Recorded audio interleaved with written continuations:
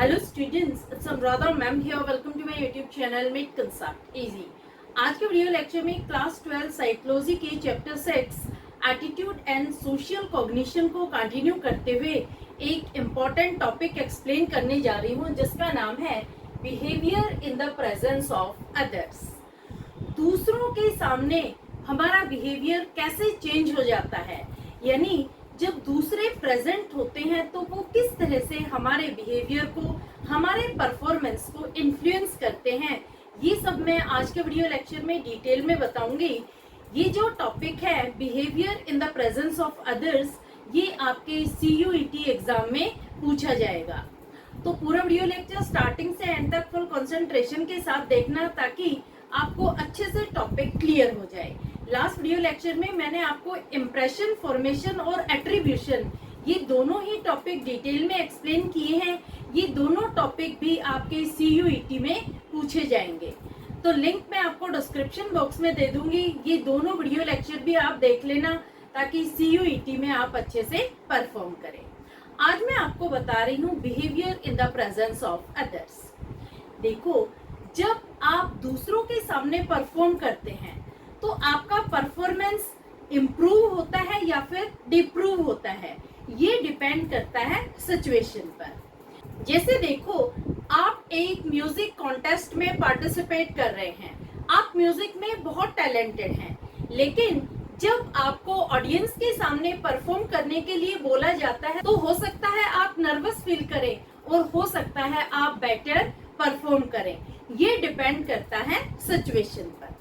तो आज के वीडियो लेक्चर में मैं आपको यही बताऊंगी कि इन प्रेजेंस ऑफ अदर्स किस तरह से हमारा परफॉर्मेंस इम्प्रूव होता है।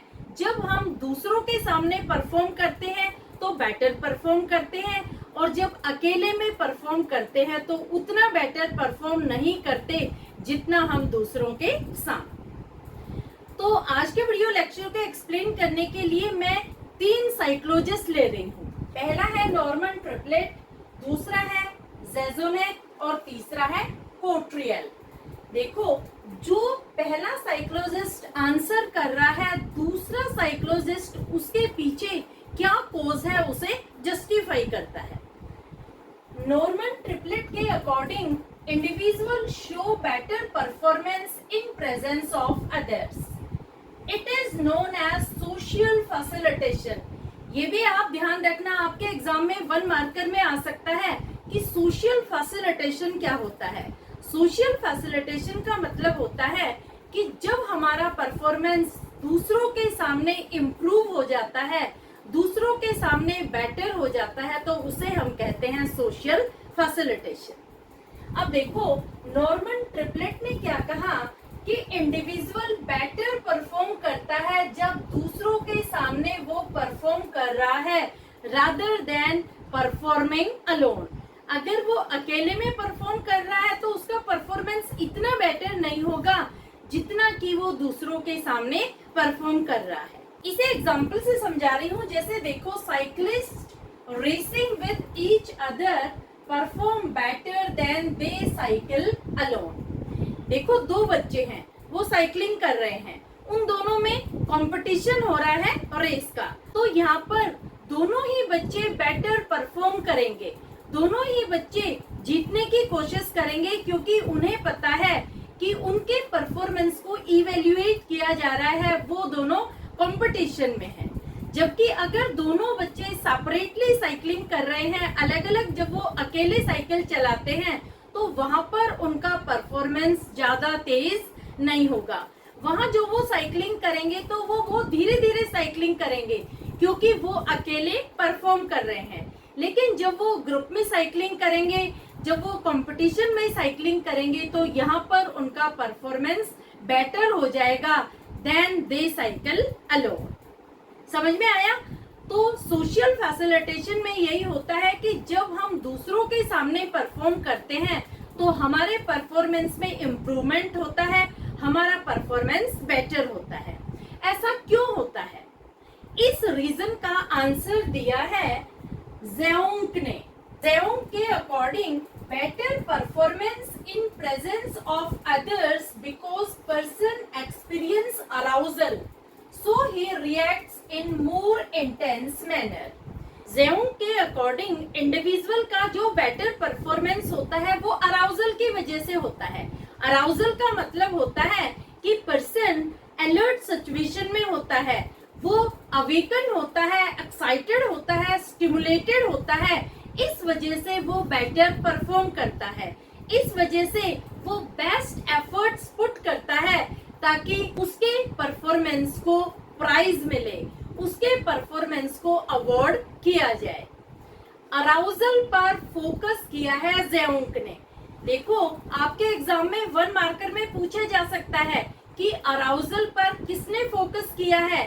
तो अराउजल पर फोकस किया है जेउंग ने. स्पेलिंग है ZAJONAC.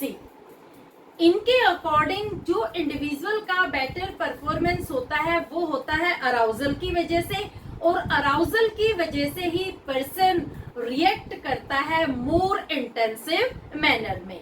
इस वजह से उसका परफॉर्मेंस इंप्रूव होता है इन प्रेजेंस ऑफ अदर्स. अब देखो इंडिविजुअल को अराउजल क्यों होता है. अराउजल का रीजन बताया है कोट्रियल ने. कोट्रियल ने क्या कहा है कि arousal is because the person feels he is being evaluated, called evaluation apprehension. देखो कोट्रियल ने अराउजल को एक्सप्लेन किया है कि पर्सन अलर्ट सिचुएशन में क्यों होता है, वो अराउज्ड क्यों होता है. क्योंकि पर्सन के माइंड में एक फियर होता है, उसके माइंड में इवैल्यूएशन एप्रीहेंशन होता है, उसके माइंड में जजमेंट का डर होता है. उसे पता है कि उसके परफॉर्मेंस को दूसरे लोग इवैल्यूएट कर रहे हैं, दूसरे लोग देख रहे हैं और वो उसे जज करेंगे. तो इस वजह से वो अराउजल स्टेट में होता है और बेटर परफॉर्म करने की कोशिश करता है. क्लियर. तो कोट्रियल ने अराउजल स्टेट को एक्सप्लेन किया है कि पर्सन में अराउजल स्टेट क्यों एग्जिस्ट होती है. अराउजल स्टेट एग्जिस्ट होती है because of evaluation apprehension. Evaluation apprehension का मतलब क्या हुआ कि इंडिविजुअल के माइंड में एक फियर होता है, एक डर होता है इवैल्यूएशन का. उसे पता है कि जो वो परफॉर्म कर रहा है उसे सामने वाला इवैल्यूएट कर रहा है, जज कर रहा है, ऑब्जर्व कर रहा है, और ऑब्जर्वर के जजमेंट के बेस पर ही उसे अवार्ड किया जाएगा या फिर क्रिटिसाइज किया जाएगा. तो समझ आया आपको. कोट्रियल ने फोकस किया है इवैल्यूएशन एप्रीहेंशन पर. ये आप ध्यान रखना, इवैल्यूएशन एप्रीहेंशन पर किसने स्ट्रेस किया है. तो साइकोलॉजिस्ट है कोट्रियल. तीनों साइकोलॉजिस्ट का किस किस चीज पर फोकस किया गया है आपको समझ में आ गया. जो पहले साइकोलॉजिस्ट है नॉर्मन ट्रिपलेट, इन्होंने फोकस किया है बेटर परफॉर्मेंस पर, कि इंडिविजुअल का बेटर परफॉर्मेंस होता है इन प्रेजेंस ऑफ अदर्स. दूसरे साइकोलॉजिस्ट जेउंग ने क्या कहा है कि बेटर परफॉर्मेंस अराउजल की वजह से होता है, यानी इंडिविजुअल अराउजल स्टेट में आ जाता है, इस वजह से वो बेटर परफॉर्म करता है. तो जेउंग ने फोकस किया है अराउजल पर. और तीसरे साइकोलॉजिस्ट है कोट्रियल, इन्होंने फोकस किया है इवैल्यूएशन एप्रीहेंशन पर, कि अराउजल किस वजह से होता है, पर्सन अलर्ट क्यों होता है. क्योंकि उसको इवैल्यूएशन का डर होता है, उसके माइंड में एक फियर होता है कि सामने वाला उसके परफॉर्मेंस को इवैल्यूएट कर रहा है. क्लियर. तो ये तीनों साइकोलॉजिस्ट के मेन फोकसिंग पॉइंट आपको समझ में आ गए.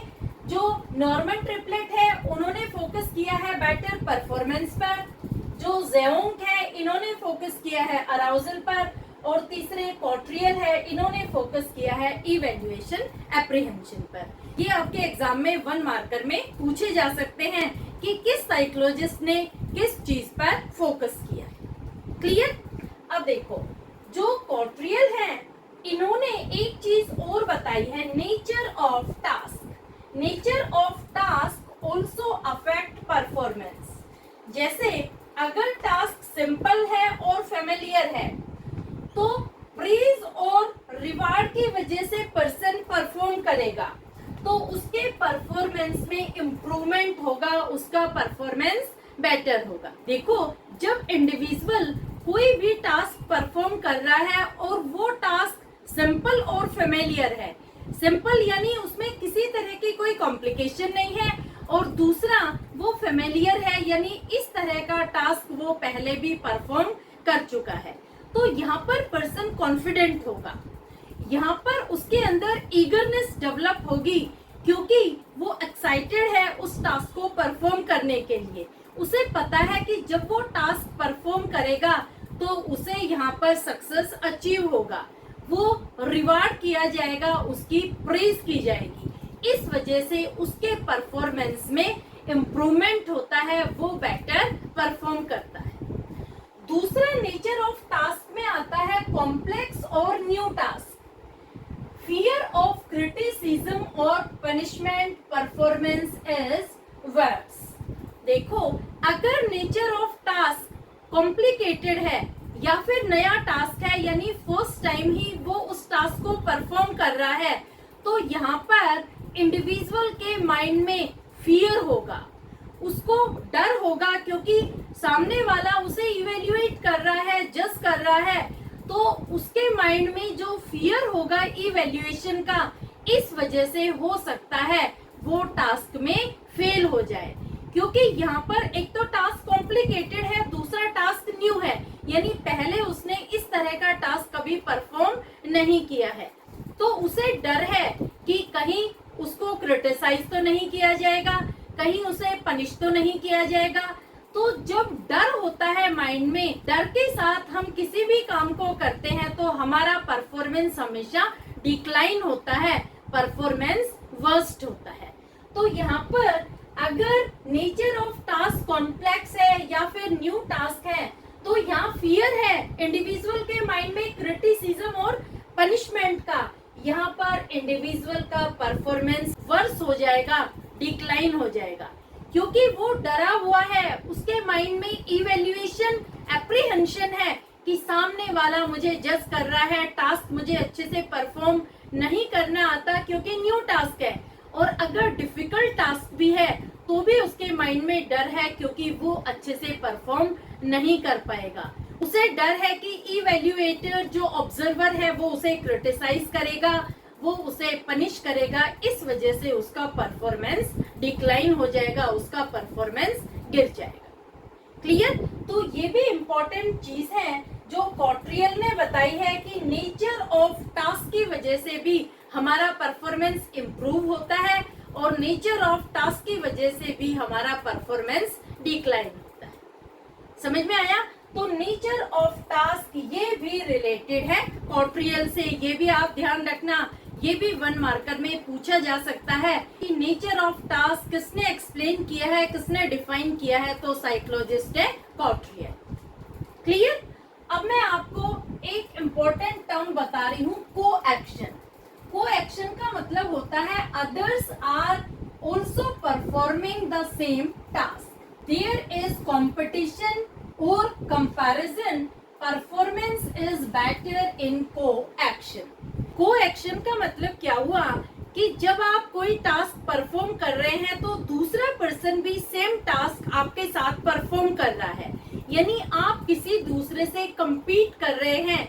यहाँ पर आपको कंपेयर किया जाएगा कि आप बेटर परफॉर्म कर रहे हैं कि दूसरा पर्सन बेटर परफॉर्म कर रहा है। तो देखो, को-एक्शन में आपका परफॉर्मेंस इम्प्रूव होगा, आप बेटर परफॉर्म करोगे क्योंकि आपको पता है कि आपके टास्क को कंपेयर किया जा रहा है कि आप बेटर परफॉर्म कर रहे हैं या फिर आपका कॉम्पिटिटर। तो आप हमेशा यही कोशिश करेंगे कि मैं बेस्ट परफॉर्म करूं, मेरा टास्क बेटर हो, मेरी प्रेज की जाए, मुझे रिवॉर्ड मिले। तो यहाँ आप बेटर परफॉर्म करने की कोशिश करेंगे, अपने परफॉर्मेंस को इम्प्रूव करेंगे इन प्रेजेंस ऑफ अदर्स। तो समझ में आया?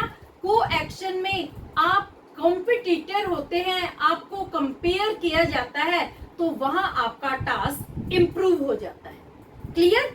अगर आप अकेले परफॉर्म करते हैं तो टास्क इतना इम्प्रूव नहीं होगा जितना कि कॉम्पिटिटर के साथ इम्प्रूव हो रहा है, क्योंकि यहाँ पर जो आपके अंदर ईगरनेस है, जो एक्साइटमेंट है, वो ये है कि अगर आप बेटर परफॉर्म करेंगे तो आपकी प्रेज होगी, आपको अवॉर्ड किया जाएगा, इस वजह से आप अपने बेस्ट एफर्ट्स पुट करते हैं ताकि आपका परफॉर्मेंस अच्छा हो। क्लियर? नेक्स्ट टर्म आती है social laughing, working together in a group. There is a reduction in efforts and motivation when the group is large. देखो, सोशल लॉफिंग ये भी बहुत इंपॉर्टेंट है। नेक्स्ट चैप्टर में मैंने आपको डिटेल में एक्सप्लेन कर रखा है कि सोशल लॉफिंग क्या होता है। सोशल लॉफिंग का मतलब होता है कि जब आप एक ग्रुप में परफॉर्म करते हैं तो वहां पर आपका परफॉर्मेंस कैसा होता है। देखो, जब आप ग्रुप में परफॉर्म करेंगे तो वहां पर आप लेस मोटिवेटेड फील करते हैं, वहां पर आप लेस एफर्ट्स पुट करते हैं। क्यों ऐसा करते हैं? क्योंकि आपको पता है कि यहाँ इंडिविजुअल इवैल्यूएशन नहीं हो रहा, यहाँ पर ग्रुप का इवैल्यूएशन हो रहा है। अगर जीत होती है तो यहाँ पर ग्रुप की जीत होगी, किसी इंडिविजुअल पर्सन की जीत नहीं होगी। और अगर हार भी होती है तो पूरे ग्रुप की हार होगी, इंडिविजुअल की हार नहीं होगी। तो यहाँ पर आप लेस एफर्ट्स पुट करते हैं, लेस मोटिवेटेड होते हैं, क्योंकि इंडिविजुअली ना ही तो किसी को अवार्ड किया जाएगा, प्रेज किया जाएगा, और ना ही किसी को पनिश और क्रिटिसाइज किया जाएगा। तो यहाँ पर पर्सन के लेस एफर्ट्स होते हैं, लेस मोटिवेटेड होता है, इस वजह से उसका परफॉर्मेंस भी डिक्लाइन होता है। इसमें देखो, एक इम्पोर्टेंट टर्म है diffusion of responsibility. Each person thinks that not his responsibility alone, someone else may also take it. That is why performance is worse. Diffusion of responsibility का मतलब क्या हुआ कि जब आप बड़े ग्रुप में परफॉर्म कर रहे हैं तो वहां पर रिस्पॉन्सिबिलिटी को भी डिवाइड कर देते हैं। आप सोचते हैं कि मेरे अकेले की रिस्पॉन्सिबिलिटी नहीं है कि मैं ही सारे इनिशिएटिव लूं, और भी तो लोग हैं ग्रुप में, वो भी तो इनिशिएटिव ले सकते हैं। तो यहाँ पर जो परफॉर्मेंस है वो वर्सन होता जाता है, डिक्लाइन होता जाता है, क्योंकि हर ग्रुप मेंबर की यही सोच होती है, वो हमेशा दूसरे पर ही रिस्पॉन्सिबिलिटी ट्रांसफर करने की कोशिश करता है। यहाँ पर कोई भी पर्सन इनिशिएटिव लेने को तैयार नहीं होता। हर पर्सन अपनी टेंशन को शेयर कर देता है, अपनी रिस्पॉन्सिबिलिटी को दूसरे पर ट्रांसफर कर देता है। इस वजह से परफॉर्मेंस डिक्लाइन हो जाता है जब वो सोशल लॉफिंग के स्टेट में होता है। तो समझ आया, सोशल लॉफिंग ये भी इम्पोर्टेंट टर्म है, ये भी आपके एग्जाम में 1 मार्कर में पूछी जा सकती है कि जब आप सोशल लॉफिंग की स्टेट में होते हैं तो आपका परफॉर्मेंस कैसा होता है। जब आप सोशल लॉफिंग में होते हैं तो आपका परफॉर्मेंस पुअर होता है, आपका परफॉर्मेंस डिक्लाइन होता है। सोशल लॉफिंग में कोई भी पर्सन इनिशिएटिव नहीं लेता, क्योंकि उसे पता है कि अगर जीत होती है तो पूरे ग्रुप को कंसीडर किया जाएगा, और अगर हार होती है तब भी पूरे ग्रुप को ही क्रिटिसाइज किया जाएगा। इसलिए पर्सनल लेवल पर कोई भी इनिशिएटिव लेने को रेडी नहीं होता। इस वजह से सोशल लॉफिंग में परफॉर्मेंस डिक्लाइन होता है, परफॉर्मेंस पुअर होता है। को एक्शन से रिलेटेड भी आपके एग्जाम में क्वेश्चन आ सकता है कि जब आप को एक्शन में होते हैं तो आपका परफॉर्मेंस कैसा होता है। को एक्शन में आप बेटर परफॉर्म करते हैं, यहाँ पर आपका परफॉर्मेंस इम्प्रूव होता है, क्योंकि यहाँ आपका कॉम्पिटिटर होता है। जो भी इवैल्यूएशन होता है वो इंडिविजुअल होता है। अगर प्रेज किए जाएंगे तो आप इंडिविजुअली प्रेज किए जाएंगे, और अगर क्रिटिसाइज किए जाएंगे तो इंडिविजुअली। इस वजह से आप बेटर परफॉर्म करने की कोशिश करते हैं। तो समझ आया आपको, सिचुएशन पर डिपेंड करता है हमारा परफॉर्मेंस।